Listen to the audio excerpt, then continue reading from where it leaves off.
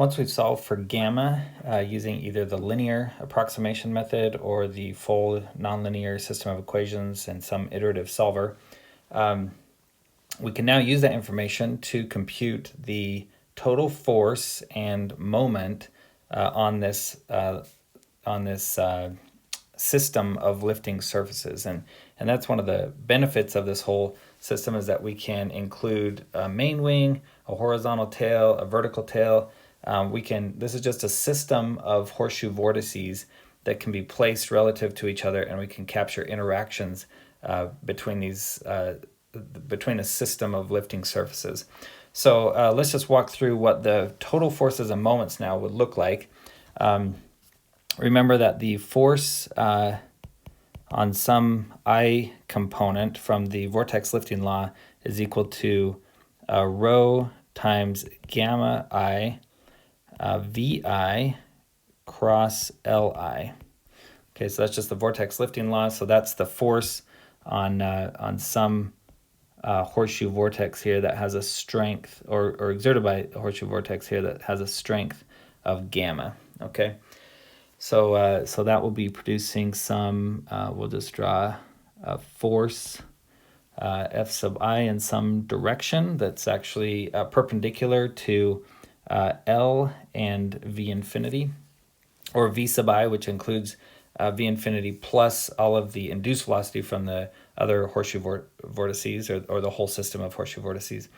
Okay, so now let's see, and let's just write out what VI is here. So VI is equal to V infinity plus the summation from j equals 1 to n of gamma j over 4 pi times v ji. Remember, that's that influence vector. Okay.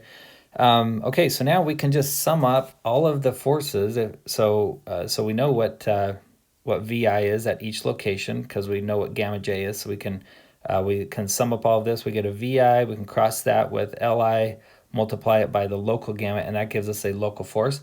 And then the total force on the aircraft is simply the summation from I equals 1 to n of all of the I forces, or all of the forces from each of the sections. Okay, so let's just plug this in real quick, just for completeness. So density is a constant, so I'm going to pull that out front. So it's equal to rho times the summation from I equals 1 to n of gamma I. I'm going to distribute that. Gamma I times V infinity plus gamma I times the summation from j equals 1 to n. So here I'm plugging in V sub I, right? So I've got this V sub I here. I'm just plugging in these terms here. So from j equals 1 to n of gamma j over 4 pi times the influence matrix V J I. And then that's crossed with L sub I. Okay, so we're going to sum up all those components, and that gives us a total force vector. Now, of course, that can be split out into lift, drag, and side force, if we like. So we just have to look at our coordinate system and also the direction of the free stream velocity V infinity, and we could pull out lift, drag, and side force from that. So that's our force. So now let's look at moments. So our moment is simply, if we had, we need to know, we're looking for the moment about some point. So let's just draw like a center of gravity here of the aircraft. And then for each of these horseshoe vortices, we can define some r sub I, and that's just the vector from the center of gravity out to the control point of that horseshoe vortex. Okay, and so the moment created at the center of gravity is just r cross f. So r sub I cross f sub I. Okay, so we can write that out here. So that's just going to be, again, we have density is constant, but it's going to be the summation of all these components from I equals 1 to n of R sub I crossed with F sub I, which we can write as gamma I times V infinity plus gamma I times the summation from j equals 1 to n of gamma j over 4 pi v j I, and that's crossed with Li. Okay, so that's the moment due to this aerodynamic force or due to the lift at each of these sections.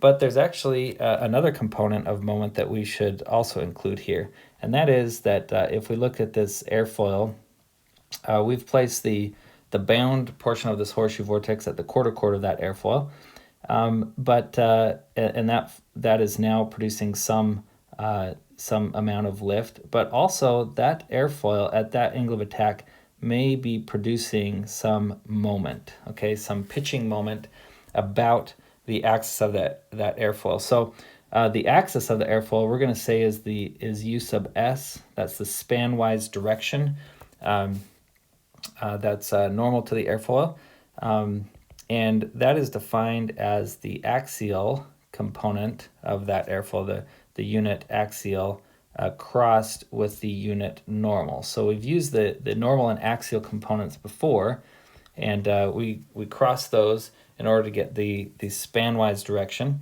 and that pitching moment acts about that u sub s. So we're going to add on, add on some delta moment for I, and we're summing this over all of those. So that, and actually, let me back up here just a second. I'm gonna take off. I'm just gonna put a different summation around this here. So it's going to be the summation from I equals 1 to n of from some delta m sub I. Okay. And so the pitching moment of section I, that delta m sub I, is this pitching moment up here that we've talked about, and that's going to be equal to actually an integral. So we're going to say that it's constant across this section. Remember, we've got actually a finite thickness here for this section, and these horseshoe vortices are trailing that section, so that tells us the width of that section. So it's actually equal to the negative of the integral from we're going to call it S1 to S2, so we're going to integrate in the direction of S. And that would be a dimensional form of the pitching moment would be 1/2 rho v squared. And again, Phillips and Snyder say to use v infinity, but I actually think you should be using v sub I there, v sub I squared. And then multiplied by the pitching moment, Cm of I, times c squared, and we're going to integrate in the direction of S, and then that whole thing has a direction of USI, okay? Now, the reason we have to treat this as an integral is because if we have some taper, so I'm just going to draw a straight quarter chord, but let's say that we have some taper for this particular section, all right? And so our chord is not constant across this, and we've got some control point. We're assuming that the pitching moment is constant and the angle of attack is constant across this section, but the chord is not. So this guy is actually can be a function of S, and so that's why we have to treat this as an integral across that. Now everything in here is constant except for C, so actually we could move that integral to right here, so from S1 to S2, and so that's actually the way that Phillips and Snyder write it, okay? That's the only part that could be, or that we need to really care about being a function of S. But anyway, so that now gives us our pitching moment that should be added in to our total moment equation, all right?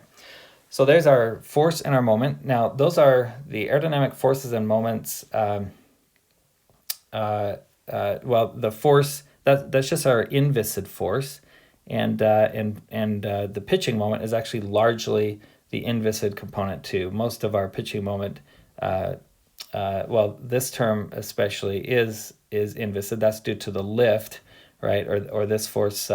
That's just the cross product of R times F.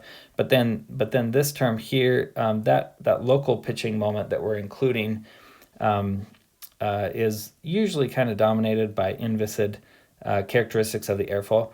But let's talk about how to add in now parasitic drag. So one of the nice things about this method is that we know the local angle of attack for any airfoil section. So let's just draw that up here. So alpha sub I, we can compute that. And so because we know the local V sub I, so we can get a local angle of attack. And so from airfoil data, we could also estimate what the parasitic drag is for each of these airfoil sections and add that in to our total force and moment vectors, okay? So let's say we want to get an additional delta F at some location I due to parasitic drag. Okay, now we can estimate that as if it's going to be the same parasitic drag we would get from two-dimensional airfoil computations or experimental data. So we might have like drag as a function of lift or alpha. So this would be our two-dimensional lift and drag polar or something. So anyway, we can, once we know the local angle of attack, we can compute a local lift coefficient. We can compute a local drag coefficient if we have some maybe experimental or numerical data for how the drag varies with that. So that's what we're adding in here. Now, in reality, that's not exactly the parasitic drag that we're going to see on this wing. And let me just try to draw a swept wing here. What we're doing here in this approximation is we're saying this airfoil section is going to have the same local parasitic drag as it would if that airfoil section was at this angle of attack that we've computed up here. Okay, so we have some local angle of attack and we can estimate what the parasitic drag is. Well, that's not really true, because when you sweep a wing, you have boundary layer growth in the span-wise direction, and so actually your drag changes a bit. So we're basically neglecting any drag that would be produced by how this geometry is laid out relative to other wings or even other local wing sections. We might even have a fuselage in here, and you can have some interactions there with the fuselage that mess with your drag, your parasitic drag. So anyway, we're neglecting those types of things, okay? But this is a pretty good approximation or first cut at parasitic drag. And so what we're going to say is that the parasitic drag is about equal to 1/2 rho V infinity squared. And again, they use V infinity. I would use VI, or I'd suggest using VI. I think that's a little more accurate, times the drag coefficient CDI, which can be a function of alpha I. You can also have it as a function of your delta if you have some flap there. And then we multiply that by the area of our section.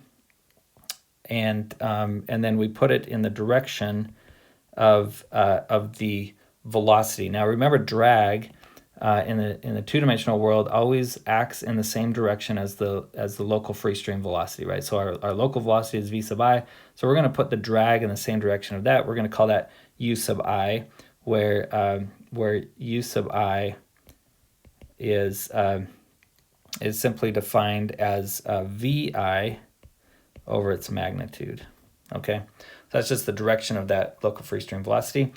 And so this is a differential or the parasitic drag component that we could add in for each of these wing sections, and then we could add that into this total force and compute the total force on the aircraft, the lift drag and side force, including some estimate for the parasitic drag. We can do the same thing for the moment. So delta mi due to parasitic drag is going to be, again, approximately equal to 1/2 rho v infinity squared. And again, I would use a vi squared here, times that drag at location I, which again is a function of alpha I or delta I, multiplied by its area. And then the direction of that is actually Ri crossed with Ui. Okay, so that gives us actually a direction and a factor that we're scaling it by based off of the distance we are from the center of gravity. Again, that's just the cross product of Ri cross with the local direction of that parasitic drag, and that is what we're getting for a change in our moment, our moment about the center of gravity. Okay, so we can add this in now to our moment equation and account for some level of parasitic drag on moments about the center of gravity. Okay, so this is how we come up with our global forces and moments again, and once we have those, we can divide those up into lift, drag, and side force, or rolling, pitching, and yawing moments. However we want to look at those total forces and moments.